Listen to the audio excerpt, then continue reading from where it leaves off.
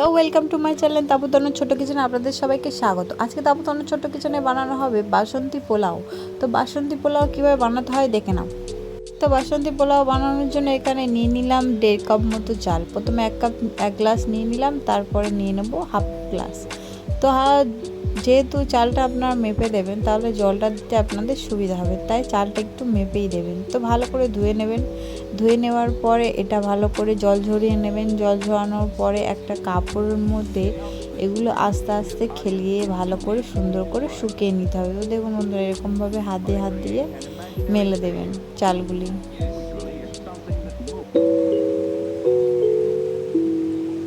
ভালো করে সুন্দর করে এরকমভাবে চালগুলো শুকিয়ে দিতে হবে। আপনারা চাইলে ফ্যানের তলায় দিয়ে দেবেন, শুকিয়ে যাবে। তো দেখুন বন্ধুরা, এরকম শুকিয়ে গেলে চালগুলো আস্তে আস্তে করে নিয়ে নেবেন। একটা পাত্রের মধ্যে নিয়ে নিয়েছি, তারপরে দিয়ে দিলাম একটু হলুদের গুঁড়ো।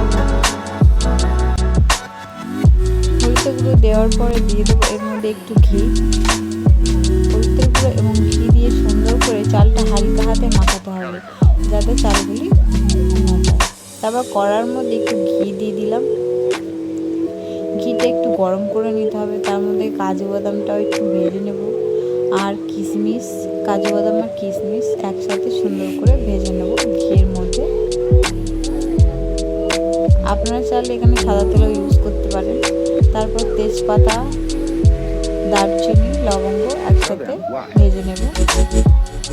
এরপরে একসাথে মিক্স করে রাখা চালটা দিয়ে দিলাম, দিয়ে সুন্দর করে মিক্স করতে হবে। দেখুন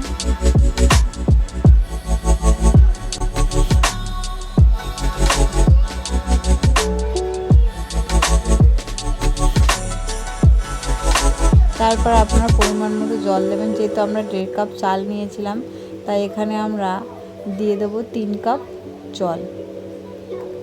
3 কাপ জল দিয়ে সুন্দর করে এটা নাড়াচাড়া করতে হবে, ওটা ফুটতে দিতে হবে। এবং একটু যখন চালটা হালকা সিদ্ধ হয়ে যাবে, তখন চিনি দিয়ে দেবেন। চিনিটা আপনারা স্বাদ মতো দেবেন, আপনাদের পরিমাণ মতো চিনিটা দিয়ে দেবেন।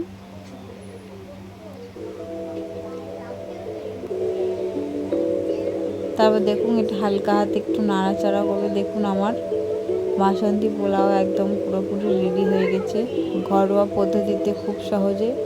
কাজু বাদাম কিশমিশটাও দিয়ে দেবেন, এটা আমি দিতে স্কিপ করে গেছি, দেখাতে পারিনি, দিয়ে দেবেন। দিয়ে সুন্দর করে নাড়াচাড়া করে দেখুন চিলি চিকেন আর বাসন্তী পোলাও। দেখুন ভালো করে এইরকমভাবে বাসন্তী পোলাও বানাবেন, খুব সহজে খুব তাড়াতাড়ি হয়ে যাবে।